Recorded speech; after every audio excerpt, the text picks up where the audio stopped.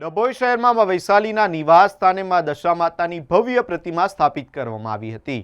છેલ્લા 10 દિવસથી પૂજા અર્ચના ભક્તિનો અનોખો માહોલ જોવા મળી રહ્યો હતો। જ્યારે 10મો અને અંતિમ દિવસ હોય ત્યારે મોટી સંખ્યામાં ભક્તો માં દશામાના દર્શનાર્થે ઉમટી પડ્યા હતા।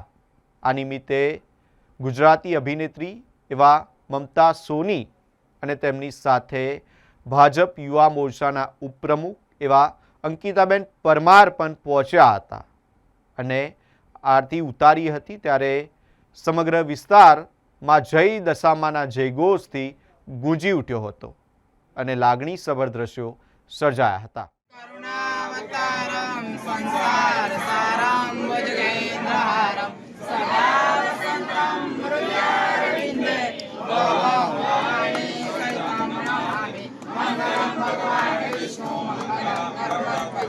मंगलम कुंडलिकाक्षा मंगलाय तनोहरि सर्वमंगल मंगल्ये शिवे सर्वादि साधिके शरण्ये त्र्यंबके गौरी नारायणी नमोस्तुते नारायणी नमोस्तुते नारायणी नमोस्तुते। बोलो दशा माता की जय।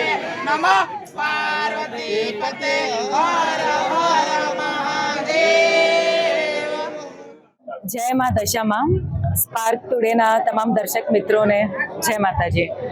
આજે અમે લોકો આવ્યા છે અહીંયા ડભોઈમાં અમારા વૈશાલી માના આંગણે મહાકાળી માના મઢે અને દશા માતાજીના પંડાળમાં, કારણ કે આજે એમનું વિસર્જન કરવાનું છે જે કાલે બ્રહ્મ મુહૂર્તમાં સવારે થશે।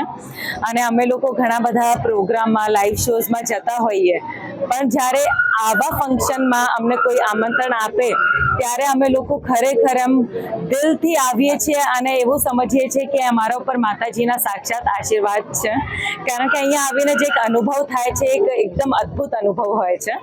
સો અને સાથે સાથે અમારી જેટલી બી અહીંયા ડભોઈની માનીતી અમારા બધા લોકચાહિતા અમારા માટે આ જનતા જે છે, તો એ લોકોનો બી જે પ્રેમ અમને મળે છે એ જોઈને તો એવું લાગે છે કે ખરેખર માની કૃપા અમારા ઉપર બનેલી છે અને આવી જ રીતે બની રહે, બસ એના માટે જ અને આવા લાભ અમને મળતા રહે।